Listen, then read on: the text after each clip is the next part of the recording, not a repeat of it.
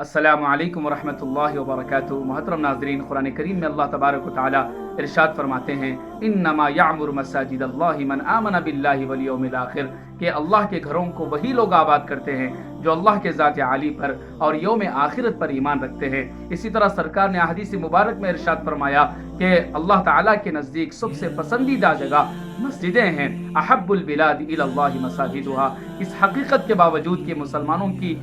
مرکزی جگہ، مسلمانوں کا سنٹر اللہ کا گھر مسجد ہے، اس کے باوجود مسلمانوں کی لاپرواہی کا، مسلمانوں کے مساجد سے دوری کا عالم یہ ہے کہ روزانہ 5 مرتبہ مؤذن کی آواز ہمارے کانوں میں حیا علی الصلاۃ، آؤ نماز کی طرف، حیا علی الفلاح، آؤ کامیابی کی طرف کہہ کر ہمارے کانوں میں آواز گونجتی ہے، لیکن ہم مسجدوں کے بازو سے ایسے گزر جاتے ہیں جیسے اس مسجد سے ہمارا کوئی تعلق نہ ہو۔ حالانکہ سرکار نے مساجد کو کتنی اہمیت دی، آپ اس کا اندازہ کر سکتے ہیں کہ جب آپ مکہ چھوڑ کر مدینہ المنورہ تشریف لائے، راستے میں بھی اور مدینہ پہنچ کر بھی سب سے زیادہ آپ نے جس چیز کو اہمیت دی وہ مسجد کی تعمیر ہے۔ تو محترم ناظرین، مسجد کی تعمیر 2 قسم کی ہے۔ ایک تو تعمیر یہ ہے کہ ہم جہاں مسجد نہیں ہے وہاں اس کو بنانے کی فکر کریں۔ دوسری جو اہم چیز ہے وہ یہ ہے کہ مسجد کو کیسے آباد کیا جائے، نمازیوں کے ذریعے سے، وہاں مکتب کا نظام کر کے اس محلے کے بچوں کی دینی تعلیم کا، ان کی تربیت کا، ان کے اخلاق کو بہتر بنانے کا نظام کیسے کیا جائے، اس کی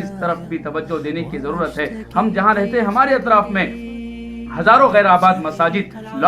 لاک ہیں، بند پڑی ہوئی ہیں، کوئی پرسان حال نہیں ہے۔ ہم قانون کے دائرے میں رہ کر ہم ان مساجد کو آبادی کی فکر ہم کر سکتے ہیں، اس کی طرف بھی توجہ دینے کی ضرورت ہے۔ اور خاص کر آج کا یہ پیغام میری طرف سے یہ ہے کہ غیر مسلموں میں ایک ایسے وقت میں جبکہ ہمارے بارے میں غلط باتیں، جھوٹ اور نفرت والی باتیں ان کے ذہن و دماغ میں بھری جا رہی ہیں، ہر اعتبار سے ایسے نازک وقت میں ہماری ذمہ داری ہے کہ ہمارے جو نان مسلم بردرز ہیں، سسٹرز ہیں، ان تک اسلام کے میسج آف پیس کو پہنچانا بھی یہ ہماری بہت بڑی رسپانسبلٹی ہے۔ اور صحیح قرآن اور صحیح احادیث مبارکہ کی جو تعلیمات ہیں ان تک پہنچائیں، ورنہ اسلام کے جو دشمن ہیں غلط باتیں، قرآن کی غلط تشریحات، احادیث کی غلط تشریحات ان تک پہنچا کر ان کے ذہن و دماغ کو خراب کر رہے ہیں۔ اور پھر ایک ایسے وقت میں جبکہ ہمارے ملک کے اندر اپنی سیاست اور اپنی پالیٹکس کو چلانے کے لیے سب سے گندا کھیل ہندو مسلم کو لڑانا اور ان کو تفرقہ بازی میں ڈال کر اپنی دکان چلانا، ایسے نازک ماحول میں بھی ہماری ذمہ داری ہے کہ قانون کے دائرے میں رہتے ہوئے ہم اپنے حقوق کا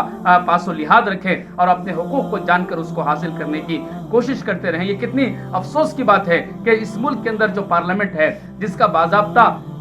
پلیسز آف ورشپ 1991 کا ایکٹ ہے، جس کے تحت 1947 سے جتنی عبادت گاہیں جس حال میں بھی ہے، یعنی مسجد ہے تو وہ ہمیشہ مسجد رہے گی، مندر ہے تو وہ ہمیشہ مندر رہے گی، باضابطہ قانون بننے کے باوجود پارلیمنٹ کا قانون جس کو ٹیمپل آف ڈیموکریسی کہا جاتا ہے، اس قانون کے باوجود بھی کیسے ملک کے ماحول کو خراب کیا جا رہا ہے، یہ نازک حالات آپ کے سامنے ہیں۔ ایسے وقت میں اللہ کے گھر سے قریب آنا، اسلام کے پیغام میں محبت کو دنیا میں پہنچانا، اپنے غیر مسلموں تک اسلام کے صحیح میسج کو پہنچانا بھی یہ ہماری بہت بڑی ذمہ داری ہے۔ اس پیغام کے ساتھ کہ ہمارے نوجوان، خاص کر ہمارے خواتین 5 وقت نمازوں کے ذریعے سے اللہ کی عبادت میں اپنے آپ کو مصروف رکھیں گے اور اپنے محلے کی مسجد کو آباد کرنے کی فکر جو ہے کرتے رہیں گے، اس پیغام کے ساتھ اپنی بات کو میں مکمل کرتا ہوں۔ شکریہ، جزاکم اللہ خیرا۔